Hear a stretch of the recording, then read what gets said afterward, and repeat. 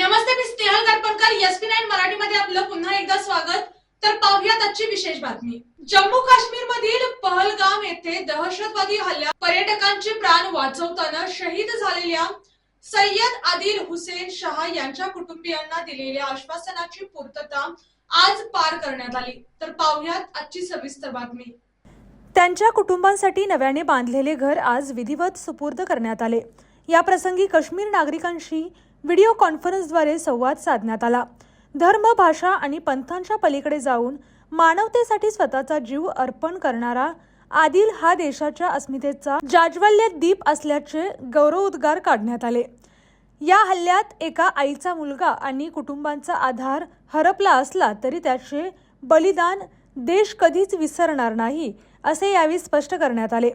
शिवसेना पक्षाच्या वतीने यापूर्वी आदिल यांच्या कुटुंबाला 5 लाख रुपयांची मदत देण्यात आली होती. तसेच पक्के घर बांधून देण्याचे आश्वासन देण्यात आले होते. त्या वचनाची पूर्तता करत उभारण्यात आलेल्या या नव्या घराला आनंदनाथ भवन असे नाव देण्यात आले आहे.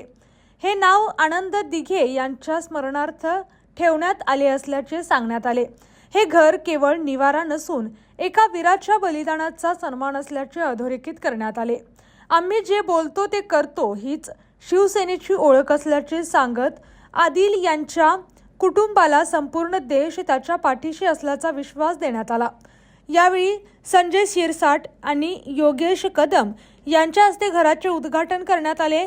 कार्यक्रमाला विविध पदाधिकारी आणि स्थानिक नागरिक मोठ्या संख्येने उपस्थित होते. अशाच जिल्ह्यातील, राज्यातील व राष्ट्रीय स्तरावरील ताज्या बातम्या पाहण्यासाठी पाहत रहा SP9 मराठी न्यूज चॅनेल. या चॅनेलच्या माध्यमातून विविध क्षेत्रात उल्लेखनीय कार्य करणाऱ्या मान्यवरांच्या प्रेरणादायी मुलाखती तसेच महत्त्वाची माहिती आणि घडामोडी आपल्यापर्यंत पोहोचवल्या जातील.